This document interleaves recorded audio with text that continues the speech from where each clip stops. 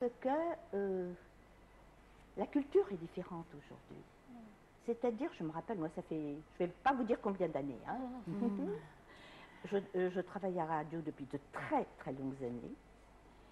Et quand j'ai commencé à travailler à la radio, j'ai été entraînée par les très grands de la radio. Si je dis les noms, tout le monde les connaît. Jacques Elissa, Esmet Rafat, Nicolas Barakat, entre autres. Il y en a d'autres, bien entendu. Donc, on a été entraîné par des personnes qui savaient exactement ce qu'était la radio. J'ai bien appris, j'ai essayé d'entraîner les autres autant que j'ai pu après. Et de moins en moins, est-ce que peut-être parce que justement, il y a un problème de langue qui n'est plus du tout comme autrefois. On parle français, on parle l'anglais, on parle les langues étrangères. Mais est-ce qu'on les apprend de la même façon et aussi profondément dans les différentes écoles? Je ne sais pas. Ce qui fait que très souvent, nous avons un tout petit problème de langue avec les nouveaux présentateurs. Donc il faut les entraîner de nouveau. Mais je ne dis pas qu'ils sont mauvais, pas du tout. Ils apprennent, c'est normal. On apprend chacun à son tour et à son tour, on entraîne les autres. Mais est-ce que c'est ça qui fait que l'éclat de la radio n'est plus le même? Est-ce que c'est qu'on n'a plus la même conscience professionnelle? Il y a aussi la conscience professionnelle qui joue. Quand on vous dit que vous devez commencer votre service à 9 h du soir, nous étions là avant 8 h 30 pour pouvoir vérifier toutes les bandes, toutes les émissions qui devaient être diffusées. Aujourd'hui, ils viennent à leur tapante, sans avoir rien vérifié très souvent. Et ça, je pense que c'est là le problème à travers le monde. Est-ce que la concurrence également entre la radio, la télévision et l'Internet joue un rôle à ne pas attirer un large public et même, si j'ose dire, une bonne qualité d'animateur ou d'animatrice qui aiment travailler devant je vais vous poser la question, mesdames. Est-ce que vous préféreriez être présentatrice de télévision ou de radio? Oui, moi je crois que la radio exige beaucoup plus de talent. Et vous allez y répondre. C'est que la radio exige beaucoup plus de talent à être animateur ou animatrice parce que, quand vous venez de le mentionner, il n'y a pas d'image. Il n'y a pas d'image, il y a que la voix. Avec la voix. Et puis si la voix est monotone et que je ne comprends rien de ce que me raconte le présentateur, je vais sur une autre chaîne. Mais c'est pareil pour la télévision. Seulement, les jeunes, naturellement, sont beaucoup plus attirés par l'image. Présenter une émission de télévision, ça c'est beaucoup plus éclatant, encore une fois, je reprends le mot de Nermine, que d'être derrière un micro. Mais on a l'impression aujourd'hui que pour la radio, comme pour la télévision, ils vivent un peu au jour le jour. On ne sent pas une véritable planification avec certaines stratégies. On sent que c'est, entre guillemets, du remplissage. Oui, et la faute est à qui? Aux responsables, certainement. Voilà. Alors, on prend en main les choses. Si le responsable, qui travaille à partir de son bureau, ne nous donne pas les ordres qu'il faut correctement, pourquoi est-ce que nous ne prenons pas aussi les choses en main?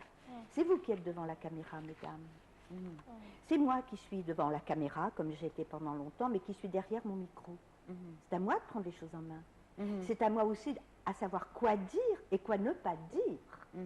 C'est à moi à savoir, que ce soit vous ou moi, la radio ou la télévision, comment faire parvenir la chose, ce que vous voulez dire à l'oreille de l'auditeur ou au téléspectateur. Aujourd'hui, nous avons, nous, ici en Égypte, un rôle très important. Nous devons faire parvenir aux gens qui sont francophones, anglophones, arabophones ou autres, ce que nous voulons dire, ce que le pays veut dire, mais aussi à l'étranger. Et vous, vous avez la chance, avec Nile TV, de pouvoir parvenir au-delà des frontières. Nous aussi, mais pas, peut-être pas les chaînes locales, mais nous avons les chaînes qui sont diffusées vers l'étranger en langue étrangère. Mais pour l'union de la radio-télévision, il y a un problème financier, il y a un problème de budget, un problème de ressources qui justement s'oppose à cet épanouissement de la radio et la télévision, outre la planification et la gestion, bien sûr. Mais il ne faut pas toujours penser à l'argent. C'est-à-dire si on n'est pas payé, parce qu'on n'est pas payé ce que nous devrions être payés, peut-être, mais ça n'empêche pas de continuer à vouloir. Si vous aimez votre travail, vous le faites. Non, mais on ne parle pas de paiement, on parle De financement. de moyens, De moyens. de moyens, de ressources Les technologiques. équipements, les logiciels. C'est surtout à la télévision c'est important ce problème. pour la qualité parce que- de l'image aussi, Oui. la qualité du son. C'est surtout à la télévision, je suppose, ce problème, parce que il aurait fallu que vous alliez plus, comme vous le faisiez autrefois, filmer à l'extérieur. Or, je sais qu'il y a des problèmes, de caméra, il y a des problèmes, il y a beaucoup de problèmes pour ça. Mais à l'étranger, par contre, on a énormément d'émissions qui sont filmées à l'extérieur, et je pense aussi. Et puis, beaucoup d'invités intéressants, ce qui est aussi très important. Oui, À la radio langue aussi, peut hein. être une barrière à ne pas avoir non seulement un public, un large public, mais également avoir, comme vous venez de le mentionner, des interlocuteurs, des invités Oui. intéressants. Oui. Comment lutter alors contre cet élément, ce facteur Mais qu'on n'arrive jamais à Écoutez, combattre? en Égypte ou à l'étranger, ils n'ont pas ce problème parce que en France, par exemple, le public est francophone, les invités sont francophones, il n'y a pas ce problème. c'est normal. En Angleterre, etc. C'est nous ici en Égypte, les stations arabes n'ont pas ce problème. Mais nous devons faire un effort pour essayer de trouver des interlocuteurs qui, ils n'ont pas besoin de parler, de vous répondre à 100% correctement, tant que c'est compréhensible et c'est clair. Mais des gens intéressants, il y en a. Et il y en a partout, et dans tous les domaines. Il suffit de chercher un petit peu, que ce soit en médecine, en sciences, en politique, en sociologie, en art. Vous allez trouver des gens, certainement. On les trouve. Encore faut-il pouvoir les avoir au moment où on a un studio d'enregistrement ou un direct. C'est tout. Et ça n'est pas toujours facile. Aujourd'hui, principalement, on écoute la radio dans la voiture.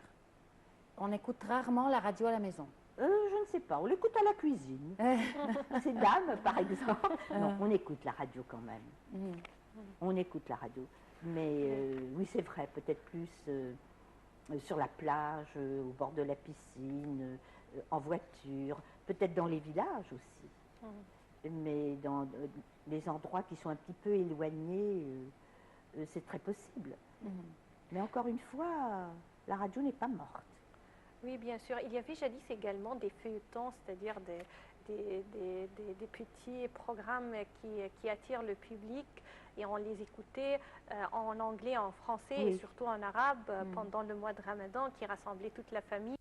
Est-ce que ce genre de divertissement existe toujours et attire toujours le même public? Oui, à Ramadan, il y a énormément d'émissions de radio qui sont écoutées. Et d'émissions aussi en arabe, non, sur les chaînes. Il y avait même arabes, en français. En français et en anglais. Alors là, c'est aussi une fois à double tranchant. Si vous avez une émission trop courte,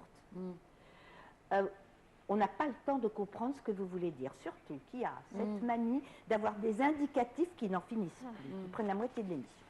Mais une émission trop longue aussi perd son intérêt. Donc il faudrait trouver le juste milieu, 10 minutes, un quart d'heure. C'est peut-être ce qu'il y a de mieux pour garder l'attention des auditeurs éveillés. Bien sûr. Alors, pour parler médias et radio avec vous, Monique Osseri, vraiment, on devait avoir beaucoup plus de temps à le faire. J'aurais vraiment aimé, mais d'ailleurs, je vous remercie d'avoir pensé à moi. Ça fait longtemps qu'on n'a pas été réunis comme ça. Monique, vous êtes une vedette de la radio et de la télévision. Merci, tout le monde Mona. francophone en Égypte vous connaissent Merci, très bien. C'est très gentil. Et vous Merci. étiez vraiment une de nos premiers professeurs ici à la télévision et on vous remercie infiniment pour cet effort. Mais je vois, ça quand même, si comme Mona dit, j'étais un des premiers professeurs, ça a donné un bon résultat en tout cas. Monique, ça, je dois le dire, vous êtes toutes les deux vraiment au top. Merci. En tout cas, on est très ravis de vous avoir avec nous aujourd'hui. Merci beaucoup. On espère vraiment tout le meilleur pour l'avenir de la radio. La radio est un instrument très très important, mais on espère aussi de la radio comme de la télévision que ces deux instruments qui touche tout le monde, Oui. joue un petit peu ou se concentre un petit peu sur le rôle instructif parce que nos jeunes générations ont vraiment besoin de Besoin, ça. absolument. Alors c'est votre rôle, mesdames. Et le nôtre aussi à la radio. Exactement. Merci. Merci à vous, Monique, et bonne journée, chers téléspectateurs sur Nile International. Au revoir.